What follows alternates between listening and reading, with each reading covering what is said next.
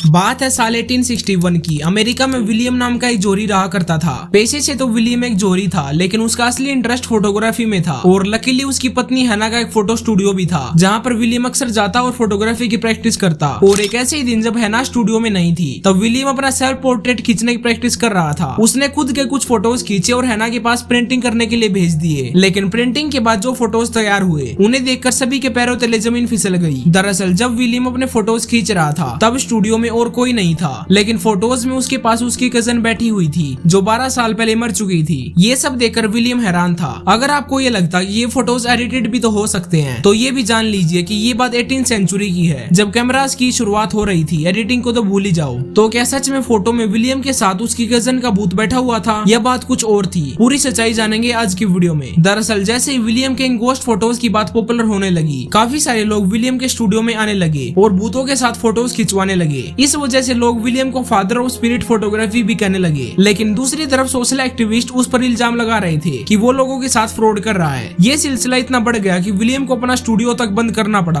और इसके बाद भी उसे जेल भेज दिया गया। लेकिन अभी तक कोई भी आदमी ये प्रूव नहीं कर पाया था कि विलियम आखिर इन फोटोज को फेक करता कैसे था। बाद में रिसर्च हुई और पता चला कि विलियम दो अलग अलग फोटोज को मर्ज करके एक फोटो तैयार करता था। एक में विलियम क्लाइंट का फोटो खींचता और दूसरे में एक आदमी को भूत की तरह ड्रेसअप करके उसका फोटो खींचता। अब ये तो हुई एंशिएंट सेंचुरी की बात। कुछ रिपोर्ट्स के अकॉर्डिंग आज के मॉडर्न एरा में भी 47% लोग गोस्ट और पैरानॉर्मल थिंग्स पर बिलीव करते हैं और इसी बात का फायदा उठाते हैं गोस्ट हंटर्स, जो कुछ मशीन्स की मदद लेकर लोगों को पागल बनाते हैं कि वे भूतों को ढूंढ सकते हैं।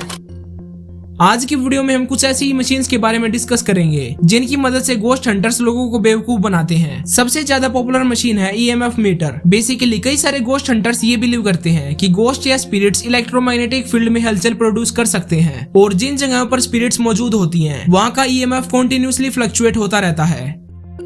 लेकिन असली साइंटिफिक रीजन कुछ और ही है। दरअसल अभी तक इस बात का कोई साइंटिफिक प्रूफ नहीं मिल पाया है जो गोस्ट हंटर्स के इस क्लेम को वेरीफाई कर सके। Device number 2, thermal imaging camera. ये इंस्ट्रूमेंट टेम्परेचर में हुए सडन चेंज को डिटेक्ट करता है। कई लोगों का मानना कि जिस तरह हम लिविंग बींग्स को खाना खाने से एनर्जी मिलती है, उसी तरह स्पिरिट्स को हीट से एनर्जी मिलती है। इसी वजह से कई लोग ये मानते हैं कि इंफ्रारेड कैमरे की मदद से स्पिरिट्स को डिटेक्ट किया जा सकता है। Device number 3, air quality monitoring equipment. आपने ये बात कई हॉरर मूवीज में नोटिस करी होगी कि जैसे ही कोई आदमी किसी हॉरर एरिया में एंटर करता है, वहाँ पर उसकी सांसें फूलने लगती है। इसी रीजन से ghost hunters air quality check करने के लिए इस मीटर को यूज करते हैं। ये तो हुई मॉडर्न टेक्नोलॉजीज की बात। कई लोग एंशिएंट मेथड्स का भी यूज करते हैं, जिनमें से एक है ओइजा बोर्ड। इस डिवाइस को कई और नामों से भी जाना जाता है, जैसे spirit board, talking board etcetera. इस बोर्ड पर कई अल्फाबेट्स और नंबर्स लिखे होते हैं और इसके साथ में एक ट्रायंगुलर शेप पीस भी होता है। गोस्ट हंटर्स का मानना कि वैसी ट्रायंगुलर पीस की मदद से स्पिरिट से सवाल जवाब करते हैं। इस बोर्ड को यूज करने के लिए कई लोग एक साथ बैठकर इस पर हाथ रखते हैं और स्पिरिट से क्वेश्चंस पूछते हैं। लेकिन इस मेथड के पीछे कुछ और ही साइंटिफिक रीजन अवेलेबल है। द इडियोमोटर इफेक्ट एक ऐसा साइकोलॉजिकल फिनोमिना है जहाँ पर हम अनकॉन्शियसली अपनी बॉडी की मूवमेंट करते रहते हैं, यानी हमारे हाथ पैर हिलते रहते हैं और हमें पता भी नहीं चलता। दोस्तों रियलिटी तो ये है कि ये गोस्ट हंटर्स हमें पागल बनाने के लिए इन डिवाइसेस को यूज करते हैं और जो सिग्नल्स इन डिवाइसेस से मिलते हैं उनके पीछे कुछ और रीजंस होते हैं। फॉर एग्जांपल अगर EMF मीटर को देखा जाए तो ये डिवाइस एक्चुअली इलेक्ट्रिक डिवाइसेस से निकलने वाली सिग्नल्स को मेजर करते हैं और इस बात के चांसेस काफी हाई हैं कि ये सिग्नल्स किसी और मशीन के डिटेक्ट होते हैं। और अगर बात करें थर्मल कैमरास की, तो ये डिवाइस हॉट और कोल्ड टेम्परेचर को आइडेंटिफाई करता है। लेकिन इस टेम्परेचर चेंज का रीजन स्पिरिट्स नहीं है। दरअसल जब कोई आदमी किसी बेंच पर बैठा होता है और अगर वो बेंच छोड़कर चला भी जाता है, तब भी हम थर्मल कैमरा से उस बेंच को स्कैन करें, तब भी ये मीटर कुछ ऐसा शो करता है जैसे वहाँ पर अभी भी कोई बैठा है। इन्हीं डिवाइसेस की मदद लेकर कुछ लोग भूतों को ढूंढने का बिलीव करते हैं और इन लोगों को मोटिवेट करते हैं जेम्स रैंडी जैसे लोग, जिन्होंने स्पिरिट्स ढूंढने पर $1 मिलियन